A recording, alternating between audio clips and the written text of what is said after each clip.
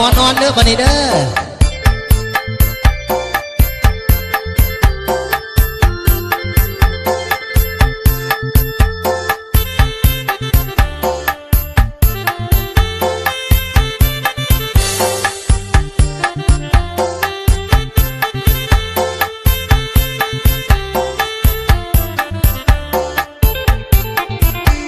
ประตูห้องเช่า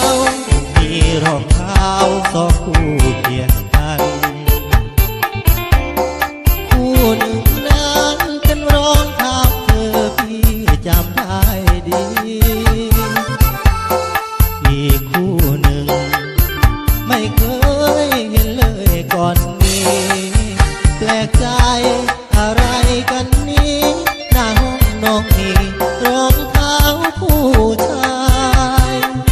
หรือใครกันเล่า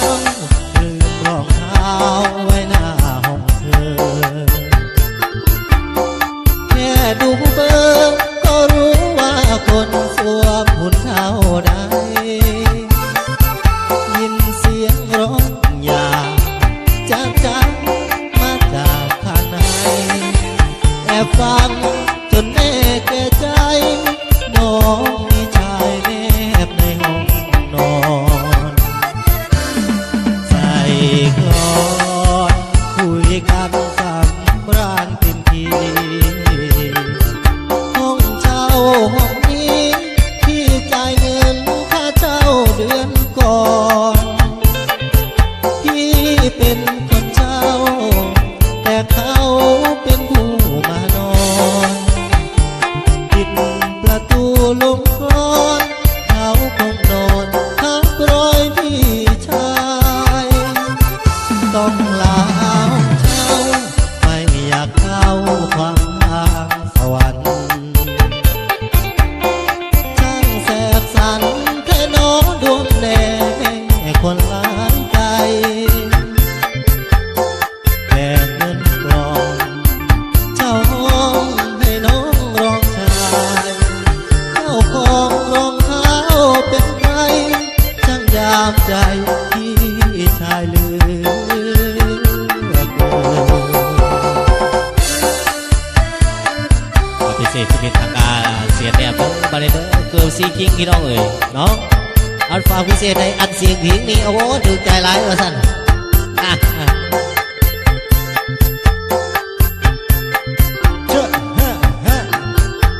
เอาแอลอ่อนๆพี่น้องคอยแอลอ่อนๆอันผู้ใดแอลบ่อ่อนขอให้เป็นมันเด้อใส่กลอนคุยกันสำราญเต็มทีห้องเช่าห้องนี้พี่จ่ายเงินค่าเช่าเดือนก่อนพี่เป็นคนเช่าแต่เขาเป็นผู้มานอนปิดประตูลงกลอนเขาคงนอนทับรอยพี่ชายต้องลาห้องเช่าไม่อยากเข้าความทางสวรรค์ช่างแสบสันแค่น้อดวงแดงคนหลายใจแก่เงินกล่องเช่าห้องให้น้องรองชายเจ้าของรองเท้าเป็นใครช่างยามใจพี่ชายเหลือเกิน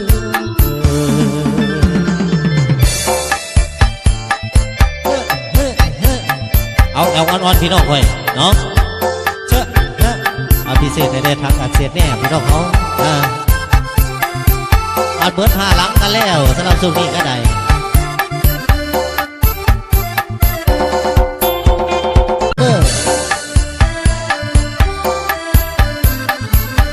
เอาแอลอ่อนๆเด้อคนนี้เด้อ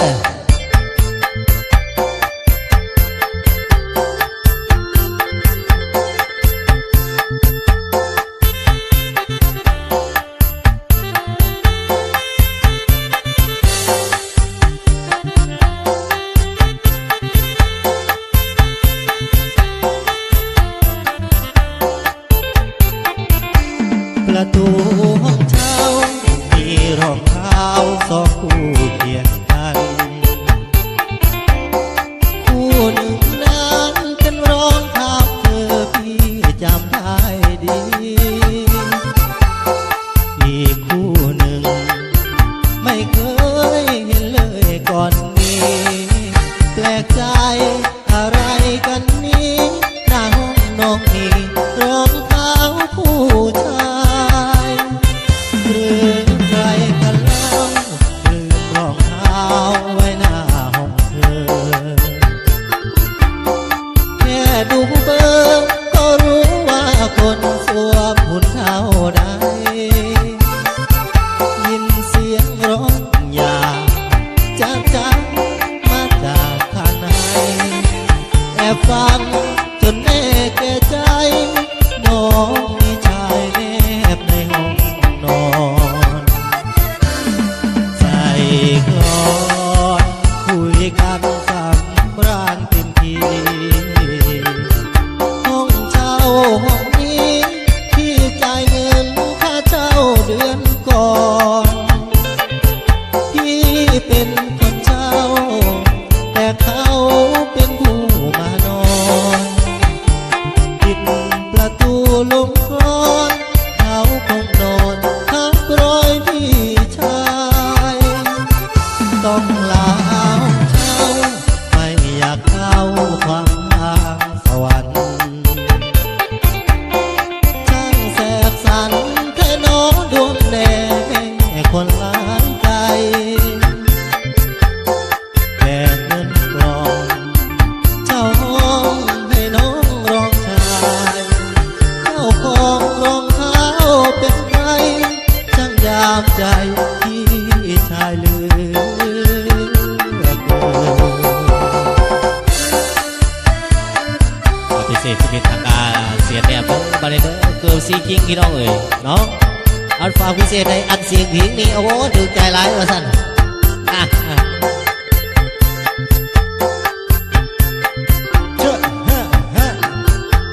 เอาแอลอ่อนๆพี่น้องคอยแอลอ่อนๆอันผู้ใดแอลบ่อ่อนขอให้เป็นมันเด้อใส่กลอนคุยกันสำราญเต็มทีห้องเช่าห้องนี้พี่จ่ายเงินค่าเช่าเดือนก่อนพี่เป็นคนเช่าแต่เขาเป็นผู้มานอนปิดประตูลงกลอนเขาคงนอนทับรอยพี่ชายต้องลาห้องเช่าไม่อยากเข้าความทางสวรรค์ช่างแสบสันแค่น้อดวงแดงคนหลายใจแก่เงินกลองเช่าห้องให้น้องรองชายเจ้าของรองเท้าเป็นใครช่างยามใจพี่ชายเหลือ